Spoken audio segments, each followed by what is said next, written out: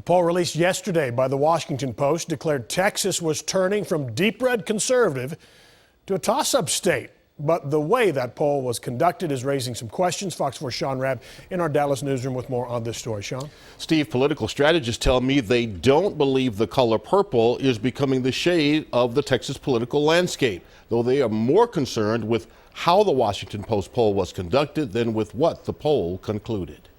Clinton and Trump in Texas, a toss-up, says the Washington Post after its state-by-state poll of the presidential contest. If that's dependable data, I would have my doubts. Mary Spaeth, who's been inside politics since her days in the Reagan administration, doesn't like the methodology behind the poll from a company called SurveyMonkey. SurveyMonkey is a creature of modern technology. It's to create the appearance that the aggregation of sentiment will tell you something, and sometimes it does.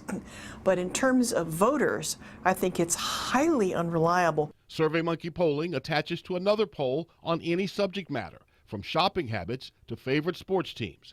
It's not specific to registered voters or people likely to vote in the presidential election, and no margin of sampling error was calculated for the results. I'm not a big fan of SurveyMonkey polling. It's not super scientific, but I think what they've found out here in this Texas survey is maybe not Texas being in play, but I think there's a lot to worry about for Republicans in Texas, at least in the short term.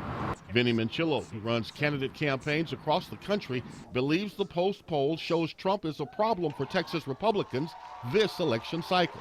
For starters, Texas is not turning purple. That's not happening. But I think this time we're not seeing the big double-digit Republican lead we'd normally see in a presidential election. So for those Republicans that have competitive general races, and they do exist, it's going to be tougher.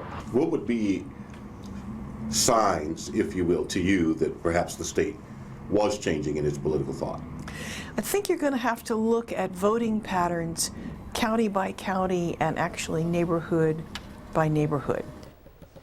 And there's some proof of all this, Steve. Back in 2008, when then candidate Barack Obama won 42% of the vote in Texas in the general election, Democrats just one seat away from taking the House. But 2 years later, 2010, Republicans took it all back.